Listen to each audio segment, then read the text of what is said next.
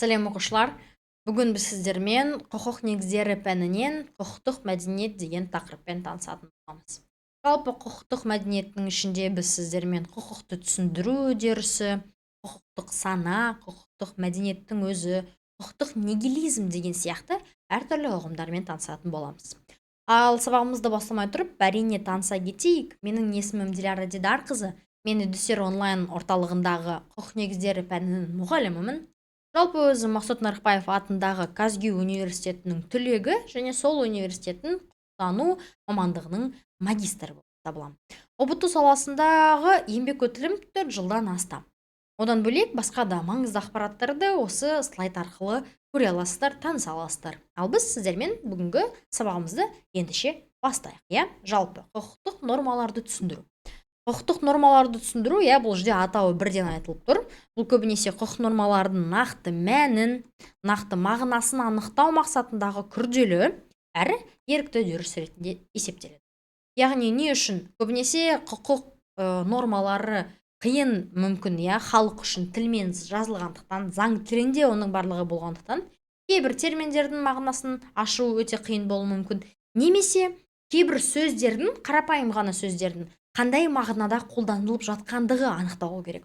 Сондай уақытта осы түсіндіру үдерісі жалпы қажет екен. Алдарыңызда көріп отырғандарымызда екі түсінік бар: түсіндіру, түсінік беру және түсіндіру, анықтау деп ол бізде қарастырылады. Яғни түсіндіру, түсінік беру атайтып тұр, тұлға өзіне өзі емес, басқа бір қатысушыға түсінік береді. Түсінік беру деген қарастырылады. Яғни бұл жерде сыртқы бір көрініс болады екен. Ал түсіндіру, анықтау көбінесе адамдар өздері өз-өзіне іштей түсінікті беру арқылы, яғни норманы түсінеді екен. Көбінесе оның сыртқы көрінісі болмайды деп қарастырады. Ал қазір менде сіздерге айтатын жаңалығым бар. Мысалға, Эдюсер онлайнда ұбт-ға дайындық басталды. Барлық 5 пәннен 45.990 теңгеден бастап дайындығыңызды бастай аласыз. Эдюсер онлайн сіздерге тиімді пакеттерді ұсынуда. Осы пакеттердің өзіңізге ыңғайлысын таңдап алсаңыз болады. Толықтай ақпаратты алу үшін төмендегі нөмірге жазыңыз. Ал біз сіздермен әрі қарай жалғастырамыз. Жаңағы түсіндіруді, құқықты түсіндірудің екі жолы бар.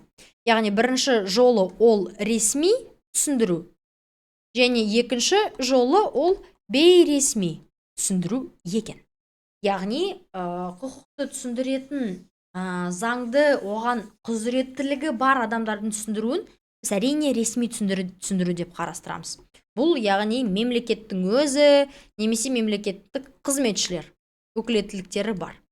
Ал бейресми сәйкесінше, орысша айтсақ, неофициальный, сәйкесінше бұл бізде қарапайым заңгерлер, көбінесе заң немесе ғалымдары сіздерге нормаларды түсіндіруі.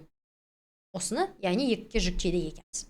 Ресми түсіндіру әрине бірнешеге жіктеліп тұр, яғни алдарыңызда 4 негізгі түрі қарастырылған. Бізге олардың барлығын бір-бірінен ажырата алу керек. Ендеше назар аударайық. Нормативтік. Шын мәнінде бұл ең қарапайым құқықты түсіндірудің жолы. Бұл көбінесе жаңа норманы жасамайды, бұл түсіндіру болғандықтан, және бар норманы біркелкі қолдануды қамтамасыз етеді. Көбінесе бұл нормативтік түсіндіру баршаға бірдей өткізіледі. Көбінесе үлкен бір жерде халық жиналып, жаңағыдай өкілетті органның қызметшісі, яғни нормативті жаңағы актіні түсіндіруі. Көбінесе мысалы айтыңыздар, қараңыздар, жоғарғы соттың нормативтік қаулыларын көреміз. Яғни жоғарғы сот өзінің қаулысын оқыған кезде ол норманы түсіндіріп жатады, оны барлығы тыңдайды. Жаңа норма жасалмайды, бірақ норма жаңағыдай біркелкі қолдануын қамтамасыз етеді. Ал екінші, яғни казуалдық. Бұл жерде казус деген сияқты, казуал деген сөзден жаттауға болады. Бұл бізде мынау жағдай деген сөзді білдіреді. Бір жағдайға қатысты. Мен дұрыс белгілей алмай қалдым. Яғни казуалдық жағдайға қатысты. Жалпыға ол міндетті болмайды. Белгілі бір жағдайда ғана байланысты береді екен. Нақты бір жағдай. Яғни бұл норма нақты сіздің іс-әрекетіңізге қатысты болса. Мысалға, соттың нақты іс бойынша берген түсіндірмесі. Немесе жол патрульдік полиция, көлік жол жүру ережесін бұзған көліктің айдаушысымен оны тоқтатып, оған нормативті, яғни жазып берген жаңағы айыппұлын түсіндіріп жатса, сәйкесінше бұл казуалдық түсіндіру деп аталады. Тек қана бір адамға. Екеуінің айырмашылығы осы жерде, яғни нормативтік ол барлығына бірдей, казуалдық тек қана бір жағдайда айтылады. Келесі ол аутентикалық. Аутентикалықта біз түсінеміз норманы қабылдаған органның өзі беретін түсіндірме. Яғни бізде норманы көбінесе кім қабылдайды? Әрине бізде заңды қабылдайтын парламент бар. Сәйкесінше парламенттің түсіндіруі, өзі түсіндіріп беруі аутентикалық түсіндіруге жатады екен. Жалпы бұл жерде әрине заң жайында, бұл жерде жалпы құқықты айтуға болады. Яғни ережелер де шығарылса, ережелерді кім шығарды, сол өзі түсіндірсе, бұл бізде аутентикалық түсіндірме ретінде айтылады екен. Және тағы біреуі ол бізде легалдық, орысша айтсақ легальный деп айтуға болады. Сәйкесінше бұл жерде өзі өкілетті субъектілер тарапынан берілетін ресми түсіндірме. Жалпы кімде мемлекеттік қызметшіде бұндай құқық бар, бұндай құзыреттілік бар, яғни олардың түсіндірмесі болып есептеледі екен. Барлығы легалдық түсіндірме ретінде қарастырылады. Әрине легалдыққа біз парламентті қоспаймыз, себебі парламент түсіндіруі өзі жеке бұл жерде қарастырылады. Ресми түсіндірулер түсінікті болды деген ойдамын. Сіздермен бейресми түсіндіруге назар аударайық. Бейресми түсіндіру, жаңа айтқанымыздай, бұл басқа да тұлғалар, заң ғалымдары болуы мүмкін, заңгерлер болуы мүмкін, қарапайым мұғалімдер де бұл жерде норманы түсіндіру мүмкін. Сәйкесінше бұл бейресми болып табылады. Себебі оларға мемлекеттің тарапынан жаңағыдай құзыреттілік берілмеген, соның өзінде де ол халықтың жаңағыдай жағдай үшін, өздерінің түсініктері үшін бұны түсіндіреді екен. Көбінесе бұл еңбектер, бұл үлкен теориялық мағынада көбінесе қолданылады. Қараңыздар, бұл жерде біз көріп отырмыз грамматикалық түсіндіруді. Яғни заңгерделік, заң ғалымы жаңағы ол мәтін мазмұнын, сөздерін, терминдерін мағынасын анықтайды екен. Осылайша өзінің түсіндірмесін жүзеге асырады. Немесе тарихи саяси біз қарастыра аламыз. Заңның қабылдануы кезіндегі тарихи саяси оқиға және саяси жағдайды қарастырады. Толықтай, бұл заңның сол уақытта қабылданудағы әлеуметтік мәселелерді шеше алды ма, ондай мәселелер болды ма деген сияқты. Жалпы тарихи болғандықтан бұл жерде екіде бірнеше бір саладағы заңды бір-бірімен салыстыралы мүмкін. Келесі арнайы заңды талқылау, яғни заң ғалымы заң техникасына кәсіби біліміне негізделеді көбінесе. Бұл жерде біз айта аламыз логикалықты. Логикалық көбінесе норманы алып, норманың жаңағыдай заң қағидаттарына логика ережелермен қисындасу. Яғни басқа жаңағы қағидаттармен қаншалықты логикалық түрде олар жасалынғандығы. Немесе қаншалықты норманың басқа нормалармен, институттармен байланысын анықталады. Яғни ол оның жүйелілік түсіндірмесі ретінде айтылады екен. Осылайша бұның барлығын жаңа айтқанымызда ең бастысы ұмытпайық, заң ғалымдары. Яғни бұл да теориялық ғылым болып табылады екен. Осымен айналысады. Бейресми түсіндірмемен көбінесе. Ал енді келесі құқықтық мәдениеттің тақырыбындағы маңызды терминдердің бірі құқықтық санамен танысайық. Яғни бұл жерде біз әрине есімізге түсіру керек, алдымен сана деген сөзді, оның мағынасын, бұл нені білдіреді жалпы? Сана дегеніміз сол адамның мысалға ойы, адамның білімі, мәдениеттің деңгейі деген сияқты. Құқықтық санамен оны бірлестірсек, сәйкесінше бізде пайда болады құқық туралы білім. Құқық туралы ой. Құқық туралы бір қаншалықты оны өзгертуге болады деген бір идея деп айтуға болады. Яғни құқық бұл бізде туралы білім, ой деп яғни қарастырып қояйық бұл жерде. Құқықтық сананы түсіну үшін оның екі бөлігін танысайық. Ол құқықтық идеология және құқықтық психология деп қарастырамыз.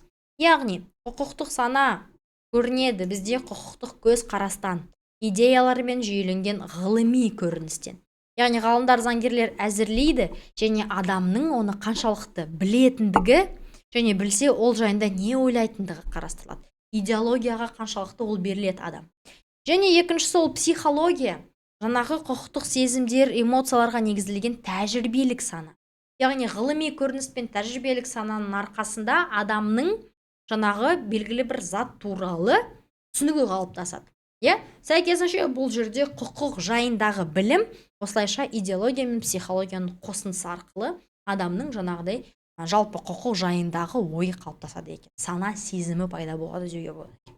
Оны түсіну үшін әрине құқықтық сананың қызметіне назар аудару керек, функциялары, яғни үш негізгі қызметі бар екен. Құқықтық сана не істейді? Құқықтық құбылыстарды қабылдау, ой елегінен өткізу арқылы жалпы өмірді тану қызметімен айналысады. Бағалаушылық, яғни өмірлік жағдайларға заңдық маңыздылығы тұрғысынан баға береді. Яғни оның басында идеологиясы да бар, енді тәжірибелік санасы бар. Қаншалықты, яғни ол басында қалыптасқан екен адамның. Және әрине реттеушілік, яғни психологиялық реакциялар арқылы мінез құлықты қалыптастырады және реттейді екен. Барлығын біздің сіздермен құқықтық санамыз. Біздің мақсатымыз жалпы ол құқықтық сананы көтеру. Адамдардың құқықтық білімдерін арттыру арқылы құқықтық сана мен құқықтық мәдениеттің деңгейін көтерсек, әрине территориядағы құқық бұзушылықтардың да саны азаятын еді. Сіздерге осылайша құқықтық білімдеріңізді арттырып, жалпы өздеріңізді де, яғни заңды тыңдайтын азамат болып кетуіне үлкен үлесін қоса аламыз. Жалпы сіздерге естеріңізге түсіре кетейін, Эдусер онлайнда ұбт-ға дайындық басталды. Барлық 5 пәннен 45.990 теңгеден бастап дайындықты бастай аласыз. Өзіңізге ыңғайлы пакетті таңдау арқылы жоғарғы балға жетістікке бірге жетейік. Толық ақпаратты алу үшін төмендегі нөмірге хабарласа аласыз. Ал біз сіздермен әрі қарай жалғастырамыз. Яғни құқықтық мәдениет дегенді түсінігі. Жалпы құқықтық мәдениет дегеніміз қоғамның құқықтық өмірінің сапалы жағдайы. Яғни ол мінез құлық стандарттарын, нормаларын және ойлау бейнесін айқындайды екен. Бұл жерде құқықтық мәдениетте біз білеміз, барлық адамдардың ой сана сезімдері, құқықтық саналары жақсы дамыған, барлығы заңды жоғары қояды, заңды құрметтейді. Сәйкесінше бұндай құқықтық сана сезім көтерілген сайын қоғамның, бүкіл территориядағы құқықтық мәдениет те көтеріледі болады. Құқықтық мәдениет деңгейлері бойынша бөлінеді. Қоғамдық, топтық, жеке бол. Яғни қоғамдық, топтық және жеке тұлғалық мәдениет әрқайсында әртүрлі болады. Белгілі бір топтың өзінің құқықтық мәдениетінің деңгейі, белгілі бір қоғамның мәдениет деңгейі және әрине белгілі бір адамның, жеке тұлғаның құқықтық мәдениеті. Яғни жеке тұлғаның құқықтық мәдениеті қаншалықты адам құқықты біледі, түсінеді, құрметтейді. Жалпы нұсқамаларды саналы түрде орындайды ма? Жеке мәдениеттің сол басты көрсеткіші ретінде айтылады екен. Бұл жерде әрине біз құқықтық мәдениетке қарама-қарсы терминді қарастыруымыз керек. Бізде әрине егер де жаңағыдай құқықтық мәдениет ол жалпы заңды құрметтеудің ең жоғарғы түсінігі болса, екінші оған қарама-қарсы термин ол құқықтық нигилизм деген түсінік бізде бар. Яғни құқықтық нигилизм дегеніміз атынан біз біліп қойдық. Сәйкесінше бұл заңға немқұрайлы қарау, заңды мүлде құрметтемеу, мүлде сыйламау, жалпы құқықтың күшіне сенбеу және нормаларды қасақана түрде бұзу. Бұның барлығы құқықтың деңгейінің төмендегенінің көрінісі болады. Бұндай жерлерде егер де қоғамда, топта құқықтық нигилизм артық, құқықтық мәдениет төменірек болса, сәйкесінше бұл жерлердегі адамның құқықтары мен бостандықтары қорғалмай, адамның мүліктік қатынастардағы қиындығы туындап, жалпы құқық бұзушылықтардың саны көбейетін. Әрине бұл құқықтық нигилизмді жеңу қажет, және жеңу үшін әрине бірінші кезекте білімді арттыру қажет, заңнамаларды жетілдіруді керек, яғни заңнама әрдайым әлеуметтік мәселелерді шеше алу қажет. Қылмыстың алдын алу және тұлғаның құқықтарын қорғау арқылы құқықтық нигилизмнің деңгейін түсіріп, құқықтық мәдениеттің деңгейін көтере алады екенбіз. Жалпы, енді бұл арқылы құқықтық нигилизм бар, құқықтық мәдениет бар, жалпы сана бар, және адамның мінез құлқы бар.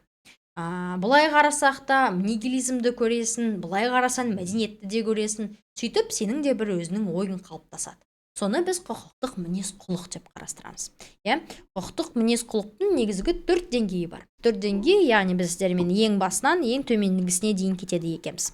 Яғни біріншісі әлеуметтік белсенді дейді.